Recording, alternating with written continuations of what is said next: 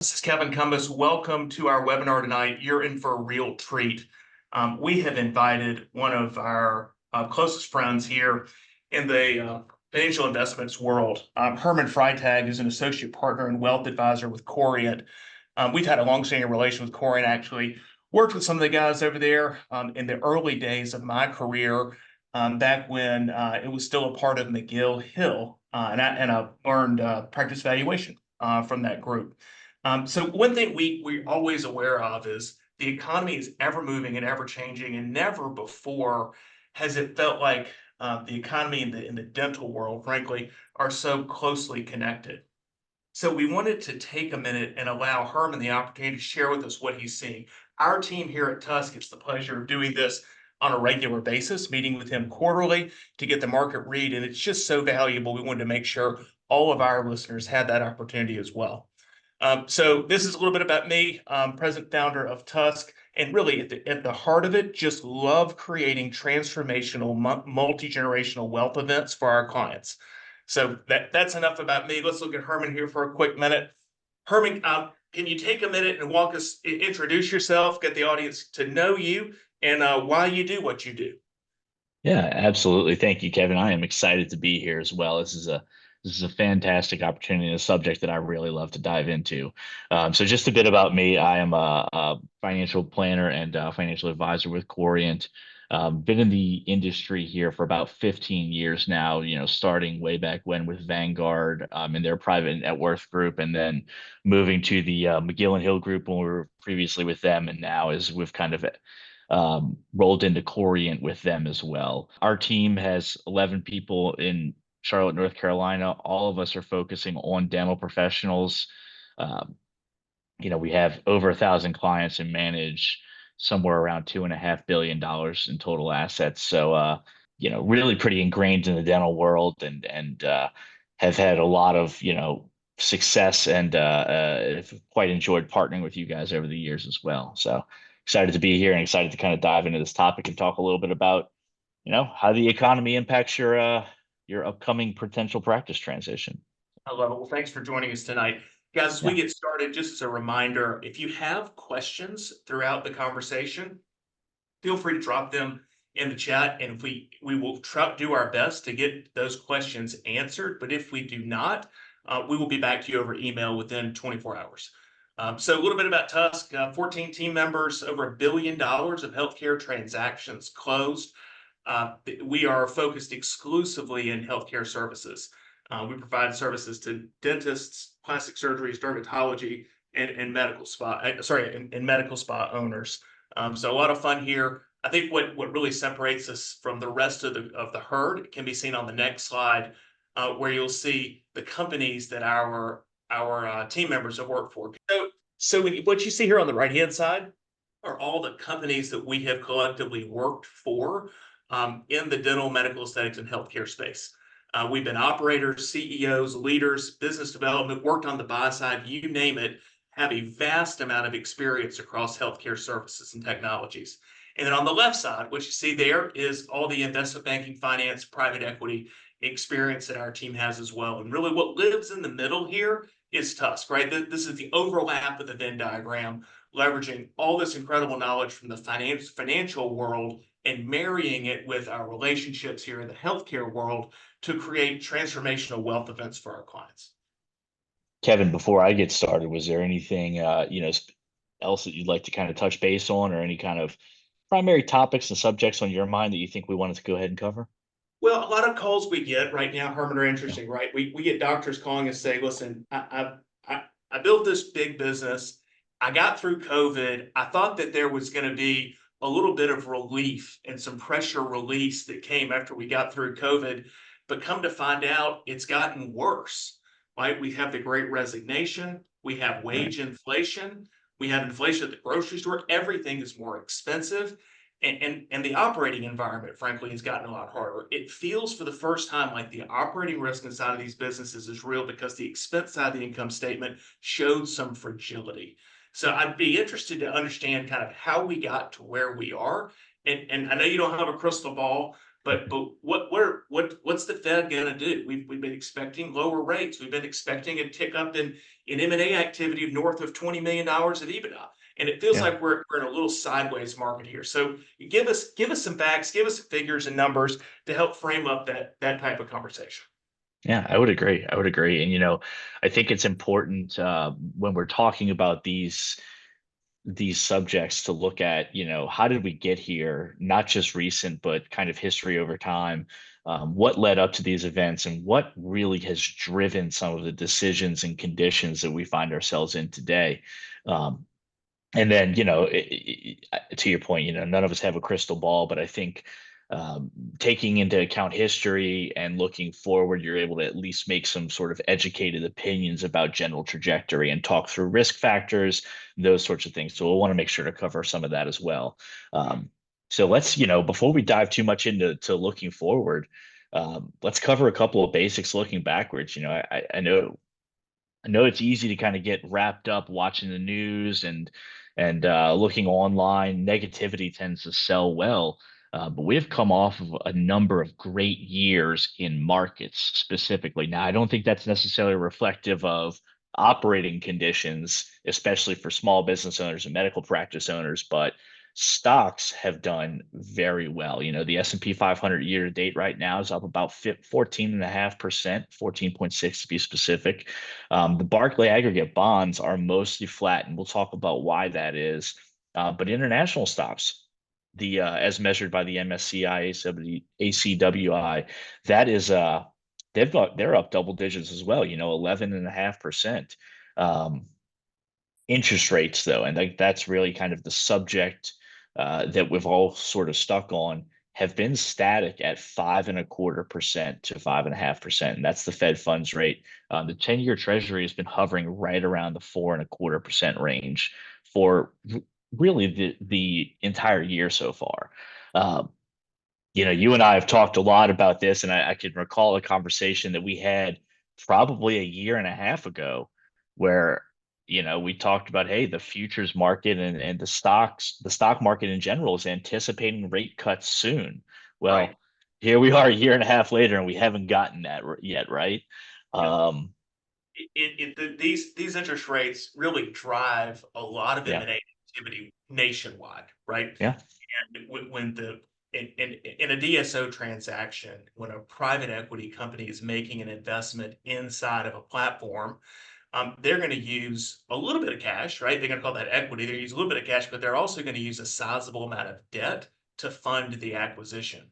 And as the cost of this debt has gone up, it has become more and more expensive. And frankly, private equity groups have become more and more choosy in this environment because there's real dollars at stake here. And you've got to calculate that risk and understand, try to the best of your ability, understand what you're buying and try to buy businesses that you believe are going to continue to grow over time. Otherwise, you've set yourself up for some real heartburn. yeah, no, absolutely, absolutely. To provide just a little bit of history and context around what you're talking about there, today, Fed funds rate sitting at 5.25%. Um, 3 years ago, or 4 years ago, you're sitting in sort of the bottom of the pandemic. The Fed funds rate was at zero. So these private equity firms that are going out borrowing, everything is really based off of the spread calculated on short-term rates. So if you were borrowing at 5% in 2021, that's 10% today, easily, right? Your cost of capital doubles. And all of a sudden, I think the free money party, so to speak, sort of has to come to an end. Um, and it's created a much more selective environment on the private equity side. Um, so we talk about, why have rates kept higher for longer? Well, we want to kind of go back in history a little bit. You had the pandemic, and really all of this does sort of stem from that. So we had the pandemic, and then we cut rates all the way down at the bottom to basically avoid financial collapse in 2020. But then we kept them low for a while, and we started to see inflation. And I think, quite frankly, I don't know if they'll ever admit this, but I think that some of the members of the Fed got, proverbially caught with their pants down a little bit because inflation began to pick up, and the common rhetoric at that point in time was that it was transitory, that it would take care of itself. It was just due to some supply chain issues, and that would eventually disappear. Well, come late 2021, I think all of a sudden everyone sort of looked around and realized, hey, this is stuck in. It's here to stay. You know, so we started aggressively raising rates, 0.5% of the time, all the way up to 5.25. With inflation continuing to push up through all of 2021 and 22 while we were pushing rates up. So it peaked at 9%, year over year in 2022. And it's maintained stronger than we would prefer, pressures since then. So here we are in 2024. We are just now getting to the point where inflation reports aren't coming back with 5% year over year figures. They're starting to settle down to 3% year over year, 3.5. Some of the month over month figures, especially the last one that just came out, are at 2% or under. So you're really starting to finally just see inflation sort of back off to its normal level. But that has given the Fed permission effectively to continue to keep these interest rates at that elevated level, even as it creates sort of some economic uh, back pressure to slow things down. Um, and the one thing that has really allowed them to continue to do that without repercussion is that unemployment really has not been impacted yet. So you see some slowing economic activity here or there, but so far unemployment's hovering, 4%, a little bit under there.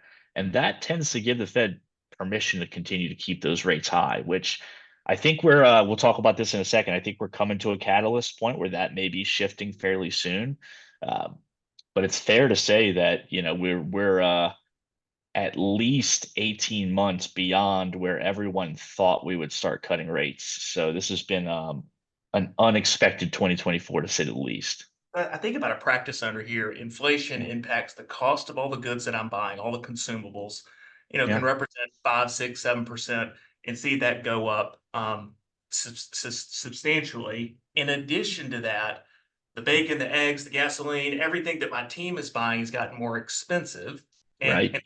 raises. So they don't feel like they're going backwards. And a cost of living adjustment increase from 2023 to 2024 is sizable now. So I Yeah. got pressure on my income statement from the expense side. I got pressure from the team side. Oh, and the operating environment is a little challenging, right? And it feels, and I think this is where a lot of that exhaustion is coming in when folks are coming to us now and say, "Listen, I've got a million or two of EBITDA. I thought I was going to get to 3 million. This has Mhm. proven to be a little more challenging operationally. So I think I'm going to go ahead and pull the trigger now and go ahead and exit."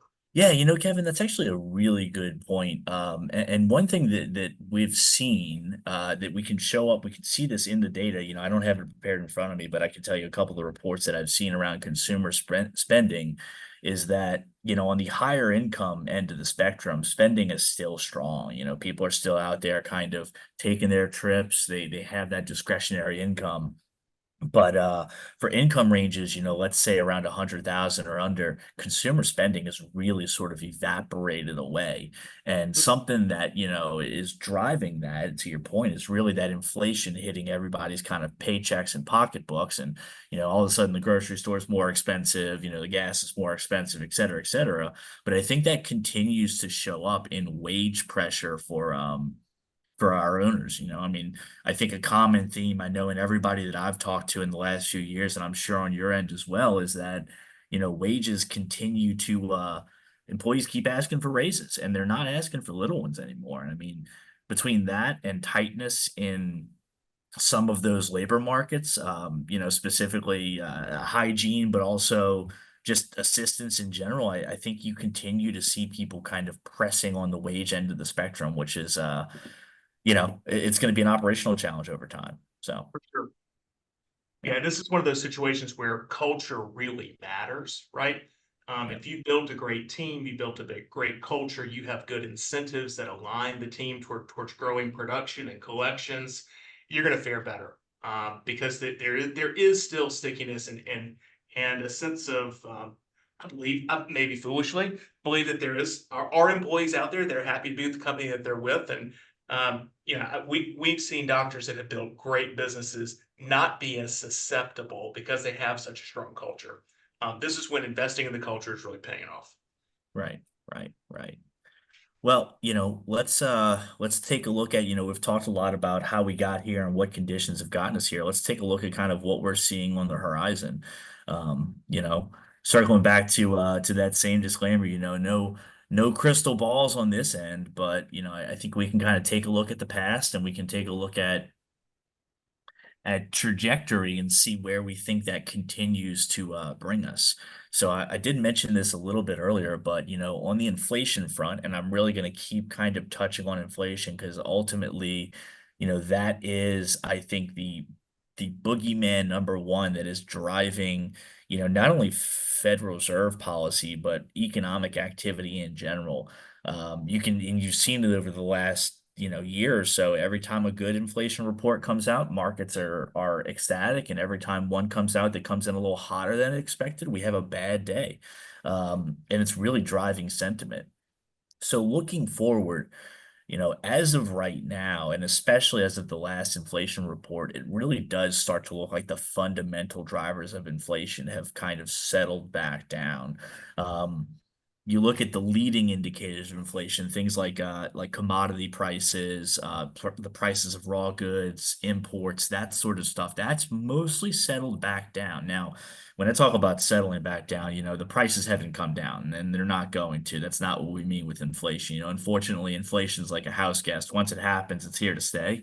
Um, but it's the growth rate has really settled back down to that 2% target, give or take. Services were a bit more I'd say stubborn and stayed higher for longer. And I think that's reflected kind of back in what we were just talking about in terms of, what's driving it. Well, now we have people that have seen their groceries getting more expensive and they're asking for a raise. So service providers are having to increase their fees to kind of compensate that. But that pace has really slowed down quite a bit over the summer. And heading into the tail end of the summer, I expect to kind of continue to see that to fall. And if that does happen, if we do continue to see inflation falling off, then rate cuts are expected to begin in September. And in fact, one thing that you've seen kind of from a policy standpoint, a shift in rhetoric has been, for the entirety of the spring and the summer, the Fed was really kind of given a pass on keeping rates high. And everybody said, hey, that's what they've got to do. It's not really impacting, unemployment or anything. Rhetoric has shifted on that. And so have expectations to the point where it's not even just a strong chance that we get a rate cut. When you look at, and I've got a slide on this coming up in a little bit, but when you look at the futures market, they're expecting almost 100% chance of a rate cut come September. And perhaps at this point, even a stronger one than 0.25%. They're looking at potentially even a 0.5% rate cut, which would be a pretty big step down after kind of holding fast for the entire year. So what can impact that? Well, we'll touch on a couple of factors, but the big things that we're really looking at is going to be, the unemployment rate. And when we look at, where did the inflation come from right now? Well, it's a little bit, it's entrenched in the all items category. So by all items, that's kind of diving into things that are outside of just, it's not just gas prices driving this. It's not just the grocery store. It's everything across the board is really kind of driving that forward. So that's why the Fed has kind of continued to keep rates high. So what would make them push that down? Well, really just a slip in unemployment. And you're starting to see some of those cracks show up, and we'll talk about that in a second. But I think that's kind of the big piece. And then, the other question is, all right, if we're expecting rate cuts, what would make the Fed not cut rates? Well, it would be exactly what you're looking at right here. You're seeing the latest numbers in June, the CPI dropped 0.1% month over month. Now that's across the board, but it's when you look at things, when you look at something like the PCE producers consumption, the measure that the Fed prefers to use, they're starting to see flat numbers come out towards the end, towards May of 24. So as that continues to happen, I think there's a stronger case for a rate cut. But what can prevent that? Well, that would be another inflation report that shows higher numbers than expected. So it's kind of where we're at now. Um, as that kind of translates to the doctor and his situation, um, and this is really, I think, the important thing to look at is, well, if we start to get a rate cut, how does that impact private equity? And I would say, as of right now, slowly. So this is the anticipated path of rate cuts over the next several months. As you can see, we're starting up here in the right-hand corner, soon at 5.25%. And then, come September, the anticipated cut is, it's showing you about 100 or about a 94% chance. That number has gotten higher since we've pulled this. About a 94% chance that we get a cut in September. But as you can see, the cut trajectory isn't fast. We're looking all the way out to, um, March, June, July of 2025, and we're showing rates sitting somewhere in the 4% range, maybe high 3% range. So while that's a pretty big liftoff from where we're at today at 5.25, it's not exactly an immediate return to the 0% days of the mid 2010s or of the 2020 era. So I don't know that the private equity party starts up as soon as we get a rate cut, so to speak. Well, it's interesting, right? What we Yeah. this would be very welcome news after well over a year of waiting for a change here. So I think any momentum to decrease rates is going to be positive for Right. private equity markets and specifically the M&A markets. So look, we've been hoping for this. It's been on my wish list for many quarters that the Fed will start to lower rates. And goodness gracious, if they can begin this process in September, I think Yeah. everybody will breathe easier. Couldn't agree more. Couldn't agree more. It's been a long time coming and head in the right direction. And I agree with you. I'm hopeful that, just the indication that we continue to see rates fall should spur some activity. Um, what I would say to maybe that doctor who's been holding out on selling their practice is that, I don't know that things change overnight. I think if it's time to, if it's time to examine an exit, maybe it's time to examine an exit. And we can kind of touch on the ins and outs there. The change should be coming, and I think it's optimistic for the market in general for rates to normalize back to where they kind of should be from a natural standpoint. And I'm saying that from an economic sense. When the Fed is fighting inflation, they're holding rates above where rates naturally want to be. So we're inherently in a tight environment, monetarily speaking. And hopefully a return back to a more normalized environment will be good for everybody. Well, So one thing inflation has shown a light on is the fact that many healthcare providers are stuck on the revenue side of the equation. Meaning, yeah, if you're in PPO plans or any type of insurance plans, those insurance companies are not going to be able to raise your rates high as quickly as inflation has impacted your business. So yeah, what's really interesting, Herman, is like call it pre-COVID, the buy side was pretty adamant that they were not keen on fee-for-service dental practices because they saw too much key man risk in that. Right, mm, that patient is coming to see that dentist, but what they overlooked was the ability to raise fees yeah. and offset the margin decrease that you see when you're in a highly inflationary environment. Today, we are seeing demand for fee for service practices at an all-time high because of what we've been through over the last 18 to 24 months.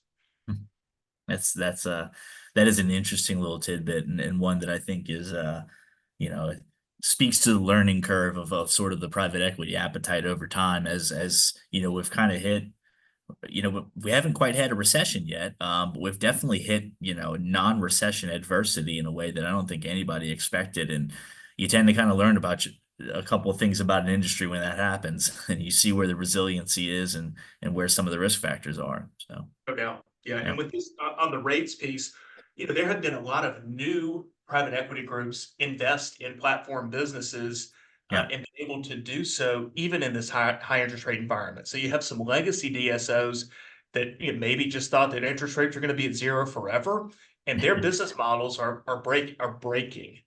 Their cash flow is it's an issue. And Yeah. their lender is sitting there shaking their finger saying, we cannot lend you any more money until you fix operationally what's going on inside of your business. Yeah. So when you have like one big lumbering legacy DSO go pencils down on the acquisition side, we have seen really smart, savvy new buyers enter the market at such a rate to where we're still able to achieve bidding wars on everything we take to market. And that really speaks to, I think, one of your strengths, and one that I've really, leveraged and enjoyed over time is, we see a buyer come in and they put a great offer down for one of my clients. The first thing I do is I say, hey, let's go talk to Kevin and his team, because, I don't want to just know how much money we're looking at here, how much the check is going to be, you know, the work environment afterwards and the equity on the back end are just as important in these deals as anything else. And we don't want to get in bed with someone who's, running into a cash flow squeeze because rates are high. Because again, even when rates quote unquote normalize back down, it likely won't be to zero. It may settle somewhere in the 3% range. And if you can't run a profitable DSO at 5%, but you can at 3%, your margins are a bit too tight for my my comfort zone, and that's why we really lean on your team, because you guys got that insight in terms of, you know, which emperors have clothes on and which ones don't.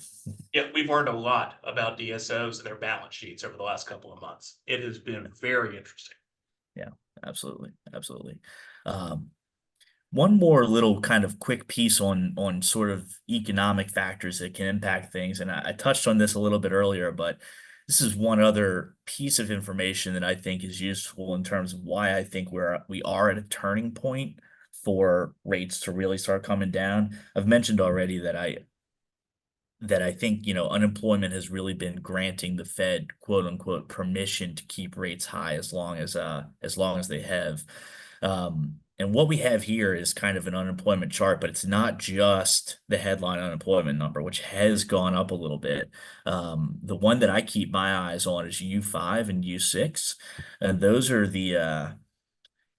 sort of the leading edge of unemployment figures, and those are both cruising up somewhat steadily over the last few months.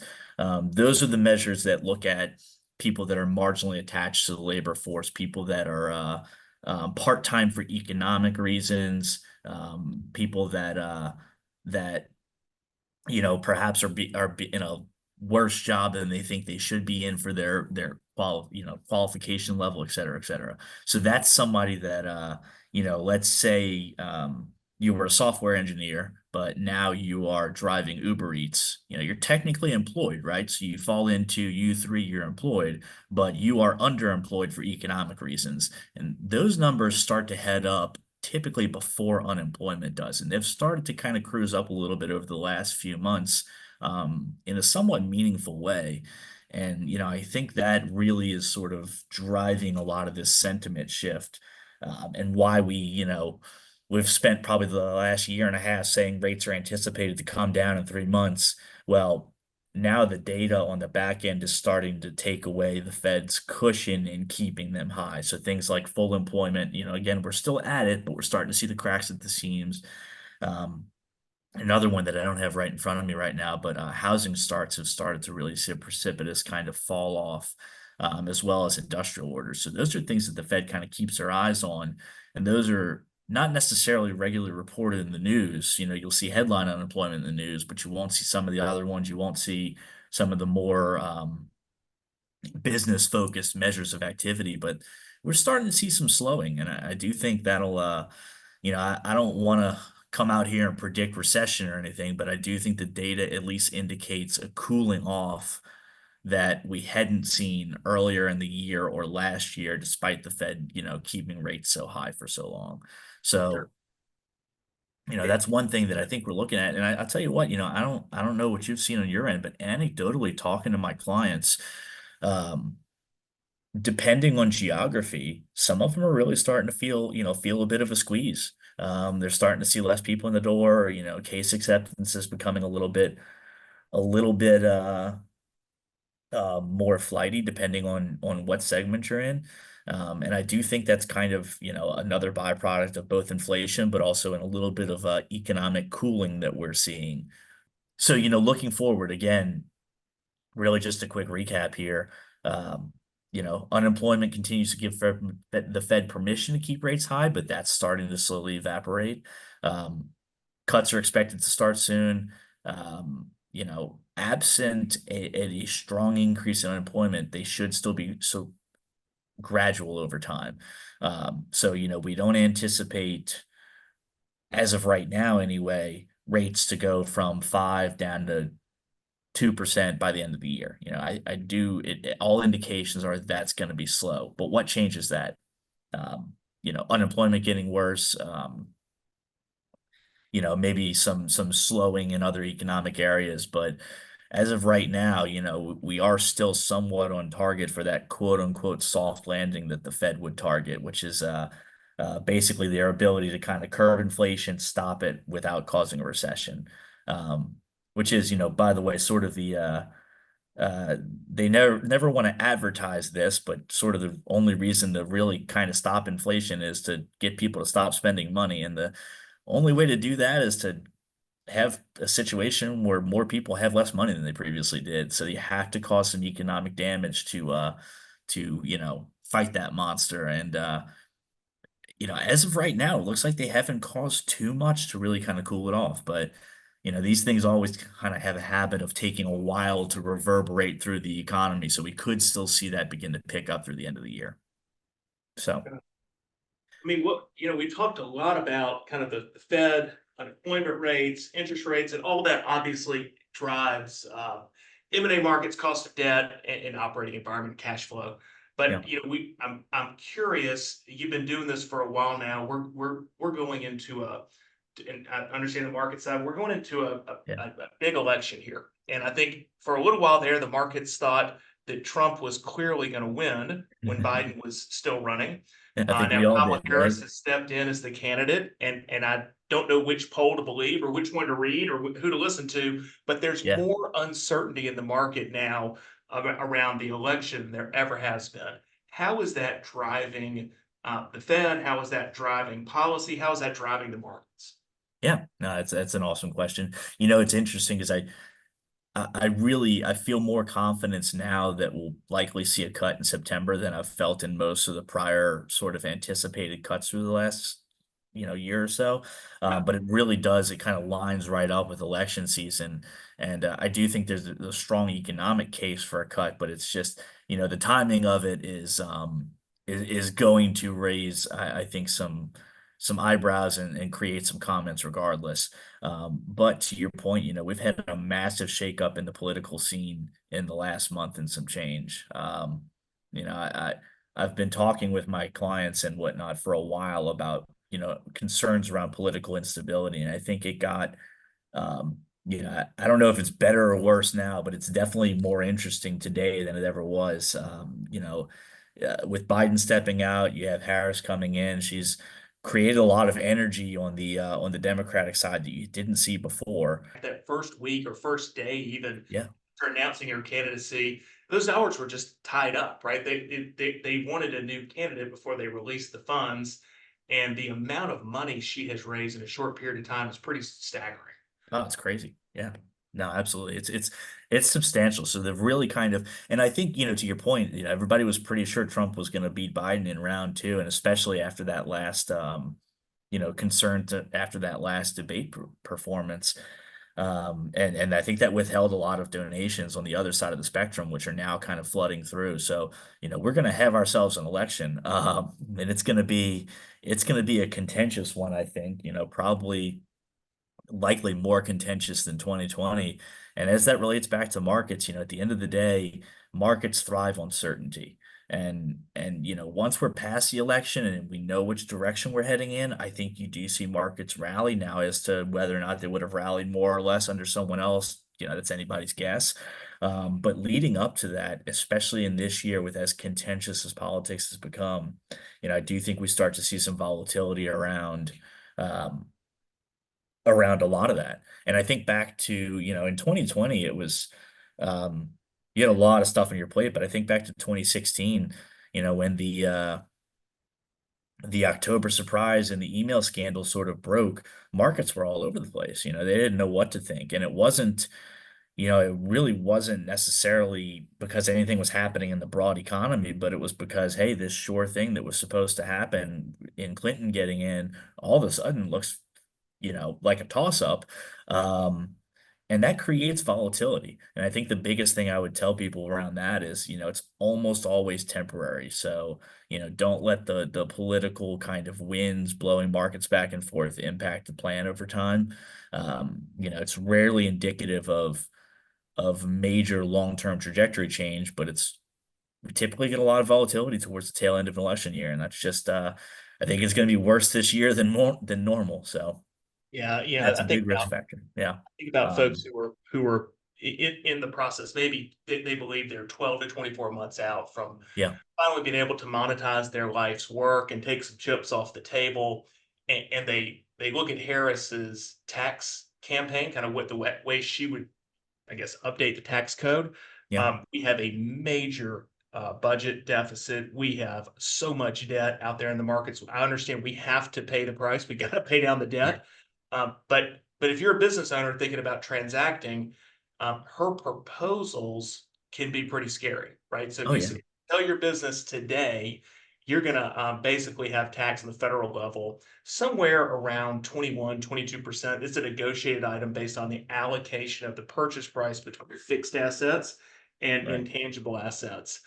So the intangible assets are taxed at long-term capital gains rates, and her proposal currently sit about 20%. The proposal is over 37%. I mean, Yeah. so you're looking at huge swings in net after-tax benefit to the owner should she get elected and layer these new tax strategies into the tax code. Right. Right. And I think that's really the interesting point. Obviously the president can't do that by themselves. They're going to need Congress on their side. But in a year like this, where you have we talk about down ballot impact from various candidates, and it's typically a conversation around energy, and that goes back to sort of what we talked about earlier. I think everyone was a bit less enthused over the political options maybe 6 months ago, and now there's just a lot of energy on both sides. It's reinvigorated some of the Trump side of the equation. Obviously, the Democrats have sort of reinvigorated. I think that means big turnout this year. And Yep. that tends to have a big impact down ballot as well, which is where, that's where the gravy gets made, right? We'll have to see where that goes. But I mean, to your point, if you're a doctor and you're on the tail end, I would go back to saying, at the end of the day, you have to make sure that an exit plan, and we can certainly help with this arithmetic, but we have to make sure that an exit value is appropriate for not only your practice but for you, right? That it'll get you to where you want to be in terms of retirement. But if you can get that number, Kevin, I think between all the things you and I have talked about, between operational risk as well as potential political risk down the line, I see no reason to postpone a sale at this point in time. If the numbers line up and time is right, the time is right, huh? Yeah, so this is why I love working with you and your team over at Yeah. Corient. So I should full disclosure, I am a customer and client of the firm. So I've got some real world experience with it. But one of the things that I love that y'all do Yeah. is you're always thinking about um, achieving financial independence as an individual. And what that means is the ability to quit working, not have to create income, and begin spending down that mountain of cash that you've worked so diligently for over the years and invested so shrewdly to ensure that when you die, be it 100, 110, 102, wherever you're going to live to, that you've got enough money to get that far. And what we've done with you in this recent year is marry that analysis of how many dollars do you need, compounding at some interest rate, to achieve financial independence. We marry that now with the value of your practice in today's market. So what happens is Corey does an analysis, complementary analysis to get you up to speed on what your personal balance sheet looks like. Yeah. And then TUSK over here, we run an analysis of your business and share with you the expected value it will receive in the market today. And most importantly, the allocation of proceeds. How much cash will you receive? How much equity will you be expected to roll? Will there be a seller note? Because I'll tell you what, these M&A markets are forever changing.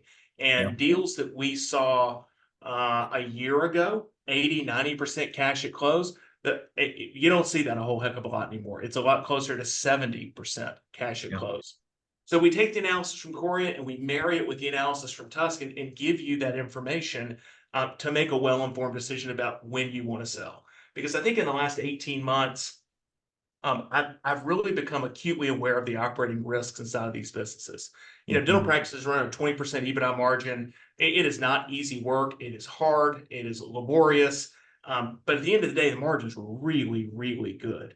And it has taken this black swan event, coupled with Fed changes and unemployment and interest rates and all this stuff to go, goodness gracious, I didn't recognize how challenging it really is to run these business in a tough time. What we did is we created this program called Exit with Confidence.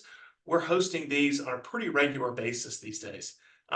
Always on a Friday. It's about a 6-hour day where we come together and talk honestly, candidly, and frankly about what a transition looks like. We'll do a bunch of work on the front end so you come in armed with your numbers, and then really run a workshop where everyone talks about kind of what they're seeing in the business, and ultimately getting to areas of improvement of your EBITDA as you march towards that day when you're finally ready to sell.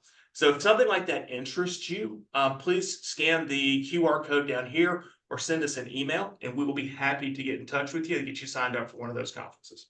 Speaking of emails, here's how you can reach the both of us. Kevin's information right there, mine on the other side, and then again, scan that QR code, and we can kind of dive into a practice valuation and as well as a financial checkup to see where we are. Herman, thank you so much for your knowledge and time. I always learn when I get the pleasure of speaking with you. I'm sure our audience enjoyed it as well. If you got questions for Herman, you can reach out to him on the email or phone call there. And I just don't know where we're going. That's why I stay in constant contact with you, Herman. Well, Kevin, it's absolutely my pleasure, and I would say the same right back at you. Every time I have a conversation with you, I walk away learning something new and sharing some new insights. So it's always a pleasure. Absolutely. Well, thank you to everybody who joined us this evening. We received your questions and we'll get back to you over email because unfortunately we are out of time tonight. Thanks everybody for joining us, and feel free to reach out if you have any questions. All right. Thanks a bunch.